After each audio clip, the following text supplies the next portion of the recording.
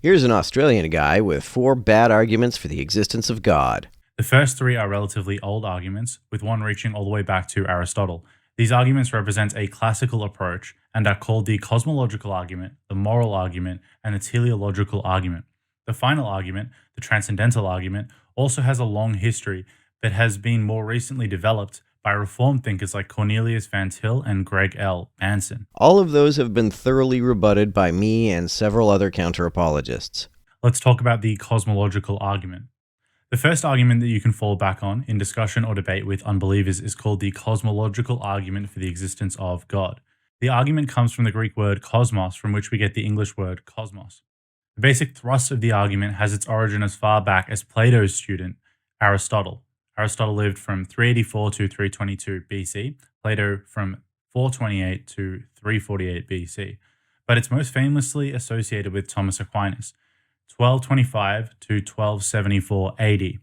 Basically, the idea is since the universe exists rather than nothing at all, the universe must have been caused by something beyond itself. Apologists always make a special pleading exception to this principle for God. If the mere fact that the universe exists instead of nothing at all means that it must have a cause beyond itself, then if God exists instead of nothing at all, God would need to have a cause beyond itself. This is also a dubious premise. Why would the existence of anything instead of nothing at all necessarily require a cause beyond itself? Why would it necessarily require a cause at all? This argument seems to assume that the default state of reality is nothingness, and that existence is some kind of aberration that must be accounted for. If God can exist without a cause, why can't the universe? Think about the argument like this.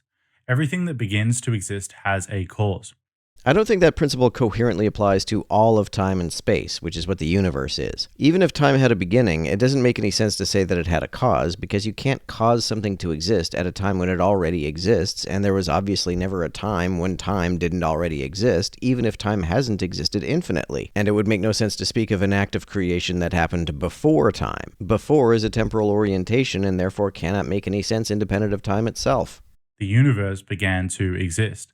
In what sense did the universe begin to exist that God did not? If God did not begin to exist because he has existed for infinite time, then time, and therefore the universe, since it is the space-time continuum, did not have a beginning either. If the universe began to exist because time began to exist, rather than time having existed infinitely, then God began to exist as well. God could not have existed for infinite time if there hasn't been infinite time. If the universe began to exist because time has not been infinite, then everything began to exist, including God. So if time has only existed for 13.7 billion years, then God has only existed for 13.7 billion years. If time didn't exist before the Big Bang, then how could God have existed before the Big Bang? I know apologists often say that God can exist outside of time, but I have no idea what that means. I don't understand the difference between saying that something exists outside of time and saying that it never exists. Therefore, the universe must have a cause that is beyond itself. Since the universe is the space-time continuum, what would it mean for a cause to exist outside of the universe? How could anything exist without that existence manifesting anywhere ever?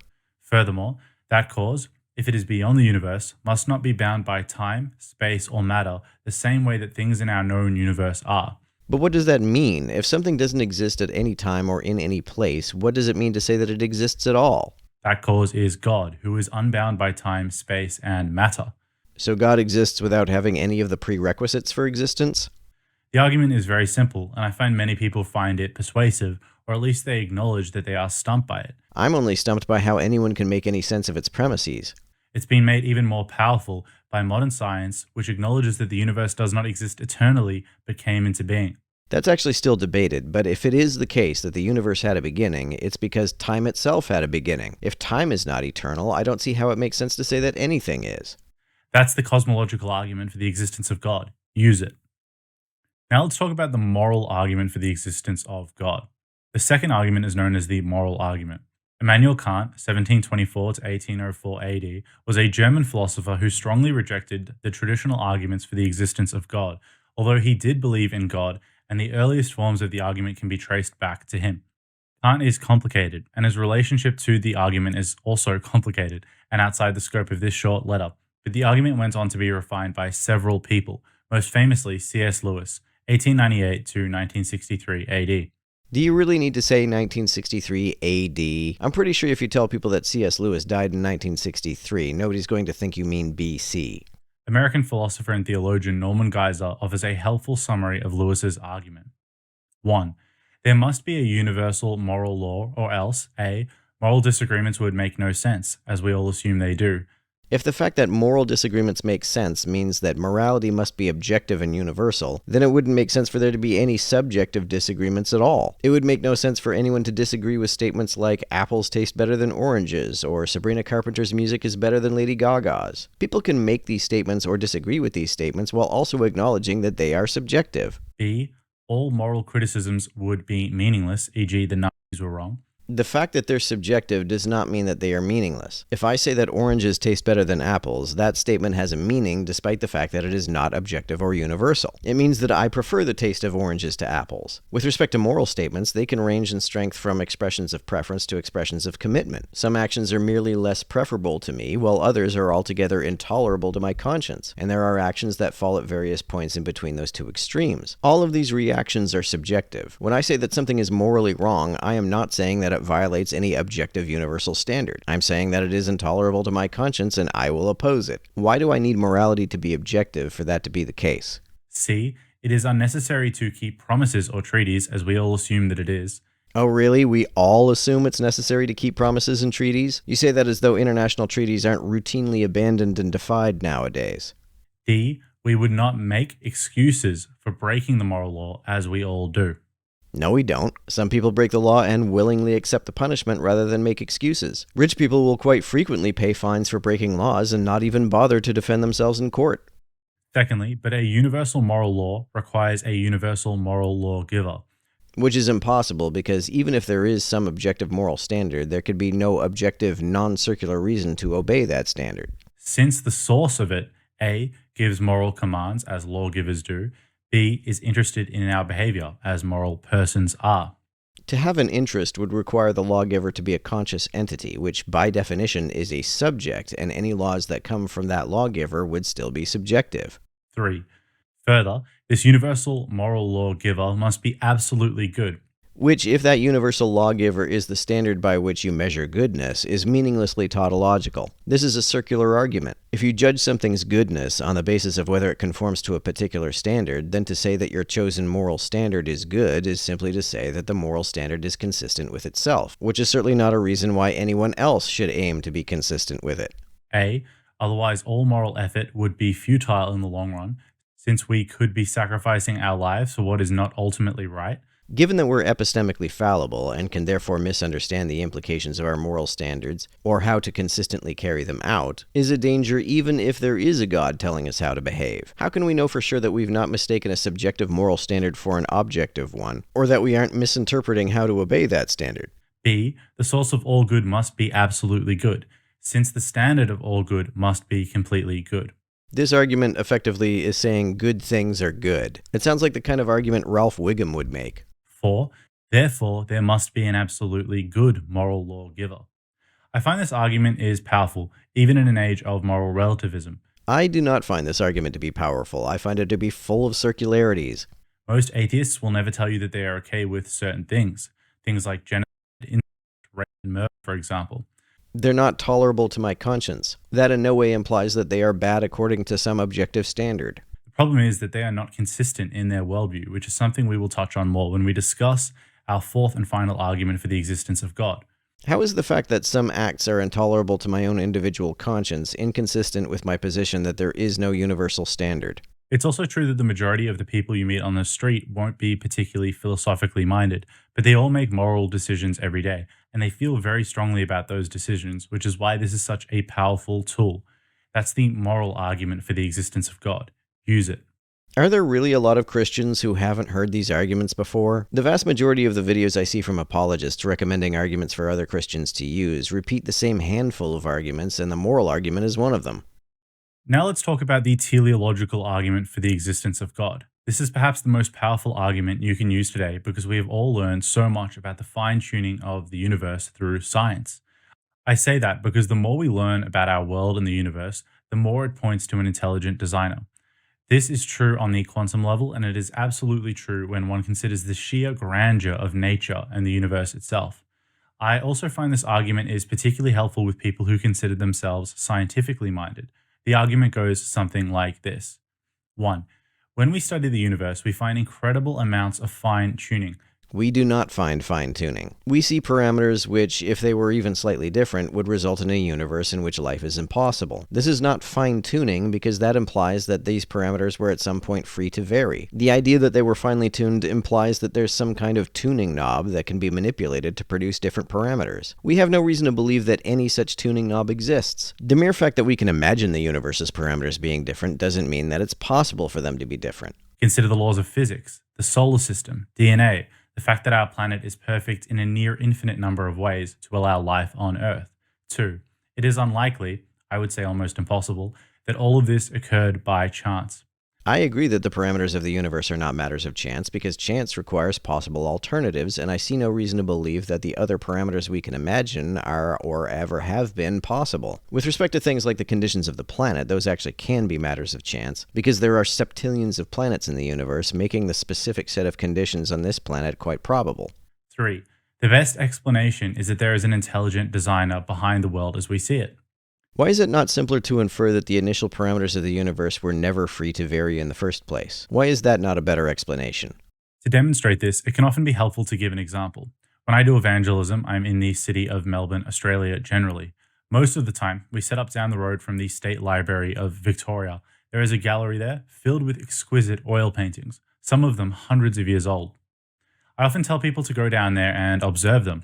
I then ask them to imagine someone suggests to them that the painting they are enamored by occurred completely by chance, without a designer or an artist. This would not be analogous to how life evolved, because evolution does not work completely by chance. Mutations are largely chance events, but they are filtered through natural selection in a very deterministic way. Life is a result of neither chance nor design.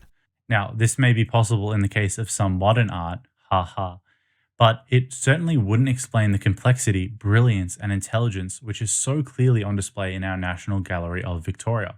You can't actually see intelligence in a painting. We infer that paintings have painters because we are familiar with how paintings work. If we lived before the first cave paintings were ever made and we saw a work like Da Vinci's or Bouguereau's, we would have no reason whatsoever to infer that these images are not entirely natural phenomena, like seeing someone's reflection in the surface of a pond. Complexity and precision can occur naturally. They do not require the involvement of any intelligence. Of course, there are plenty more examples, but this usually gets the point across. That's the teleological argument for the existence of God. Use it. Finally, we arrive at what I said was my favorite argument for the existence of God, the Transcendental argument. This argument is patterned after Kant's argument and is particularly popular in Reformed presuppositional apologetics. Yes, the by what standard crowd. The Transcendental argument can be traced back to Herman Dooyeweerd, who got it from Kant. More popular than both of these men, though, are Cornelius Van Til, 1895 to 1987 AD, and Greg Banson, 1948 to 1995 AD, who built on the ideas of the men who came before them. This is how it is defined by Greg Banson himself. Quote, "The unbeliever attempts to enlist logic, science, and morality in his debate against the truth of Christianity.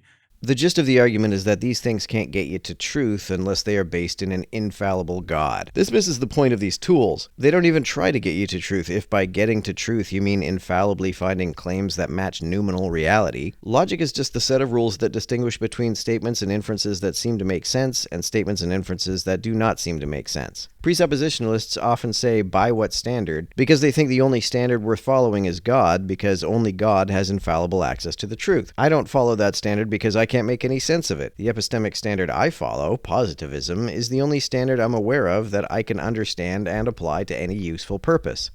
Van Til's apologetic answers these attempts by arguing that only the truth of Christianity can rescue the meaningfulness and cogency of logic, science, and morality. The presuppositional challenge to the unbeliever is guided by the premise that only the Christian worldview provides the philosophical preconditions necessary for man's reasoning in any field whatever. Then why can't I make any sense of it? If the ultimate basis of reason is a timeless, spaceless, disembodied mind, then why is it that such a notion is completely outside of my ability to rationally comprehend? Many Christians will openly admit that God is beyond the ability of any mere human to fully understand, no matter how rational that human may be. You'd think that the ground of all reason and logic would be rationally comprehensible. This is what is meant by a transcendental defense. I found this helpful summary on the Reformed Classicists website. 1. All people reason from their basic presuppositions. 2. The triune God's existence and Scripture's authority are the Christian's basic presuppositions.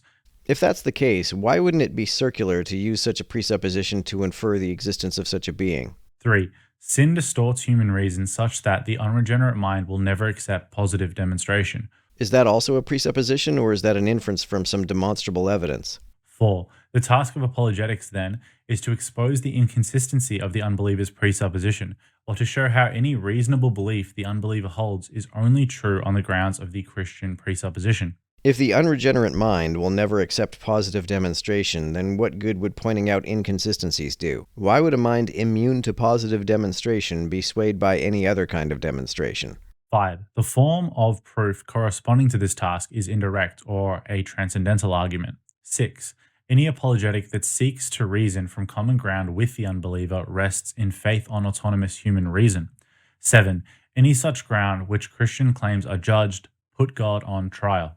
Apparently, presuppositionalists see no difference between putting God on trial and merely putting claims about God on trial. They must never question any claim about God that they believe to be biblical. I, on the other hand, am perfectly willing to question logic and science. There is no belief that I am unwilling to examine. I don't just take logic and science for granted. I don't presuppose them. I believe the laws of logic because I don't understand what it would even mean for them to not be true. I believe in science because I can use it to get what I want out of my environment.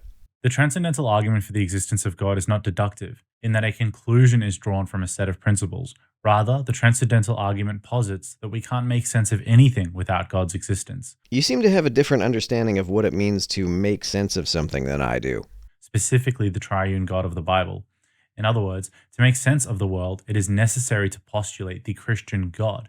It is called transcendental because it is based on transcendentals, the necessary preconditions for intelligibility, things like induction, logic, truth, and so on. Certain things are foundational to human experience: logic, science, uniformity in nature, and are fundamental aspects of reality. If logic and science are fundamental to human experience, how did people have experiences before these things were invented? And we don't know to what degree nature is uniform. Laws of physics have been falsified before. We ought not presuppose that more won't be falsified in the future. It makes sense to infer that this is very unlikely, but it doesn't make sense to infer that it will never happen. We all know this, and we take it for granted daily. Consider, for example, the laws of logic, things like the law of non-contradiction. We presuppose the laws of logic every day. I do not, in fact, presuppose the laws of logic. Every time I hear about a law of logic that I didn't know about before, I don't just automatically assume it's true. I test it by trying to imagine it being false. I only believe that law of logic if I find I cannot understand how it could be false. When we argue and we trust in our own rationality. I don't trust my own rationality, though. Even though I believe in the laws of logic, the only reason I do is because I can't understand what it would mean for those laws to be false. I can't rule out the possibility that my inability to understand how they could be false is my own issue, rather than some infallible confirmation that those laws are in fact true. We even use laws of logic when we argue for logic, presupposing that logic exists and is useful in our pursuit of truth. I presuppose neither of those things. I believe that logic exists because I use it. Logic only exists insofar as it is used. I'm not convinced that it exists as a built-in feature of the universe. And I don't presuppose that it's useful in the pursuit of truth because I don't use it to pursue truth. I use it to pursue ideas and inferences that seem to make sense to me. Logic is a transcendental, and it only makes sense if there is a God who is rational and the foundation of logic. I guess if you believe that logic is a feature of the universe rather than a description of how cognition seems to work, it would be tempting to think that. To me, it only looks like logic is a set of rules that describe the boundary between claims and inferences that we seem to be able to understand from claims and inferences that do not. Logic is a description of our own understanding, not of reality as a whole. Another example is that of induction and the uniformity of nature. We trust that the sun will come up tomorrow. Why? Well, because it always has, as far as we are concerned. You are right to conclude that the sun will come up tomorrow, but there is a reason. It's because God is a God of order and not chaos. 1 Corinthians 14:33. Then why does anything in a universe created by such a God behave chaotically? And if that wasn't true, you really wouldn't have a reason to trust that the sun would rise again predictably tomorrow morning. I think the only way you could infer this is if you assume that the default state of reality is chaos and that order can only exist if it is imposed by a god. There's no reason to assume this. If the sun didn't come up tomorrow, we would quite reasonably ask what caused that change, but if no such change took place, why would that need a god? Nothing happened, so what is there to explain? It would make more sense to infer divine intervention if the sun didn't rise tomorrow than to infer that a god kept the sun rising every morning. Induction is a transcendental. Morality is another transcendental. We all make moral decisions every single day, even if we do it unconsciously. We all trust that other people are acting out a standard of morality that is similar to our own. We assume they are playing by the same rule book. It terrifies us, it unsettles us when we see somebody do something amoral and we punish them as a society collectively for violating these objective moral standards. I also infer that if I put my collection of Conway Twitty records on eBay, I'm probably not going to get much money for them. Is that evidence that there is some objective standard of musical taste that says that Conway Twitty records aren't worth much money? Obviously not. The fact that most people agree with broad moral positions does not make those positions objective. However, the reason your morality is objective and not merely a preference is because God exists. Even if there is a God who dictates morality to us, why would following or rejecting God's moral prescriptions not also be a preference? And our morality is grounded in His being. Not if His prescriptions are intolerable to your conscience. It is bad to because God is life. It is good to love because God is love, and so on. What does it mean to say that God is life? Life is a system of self-replicating nucleotide chains. Is that what God is? And saying that it's good to love because God is love is circular if you hold God as your standard of goodness.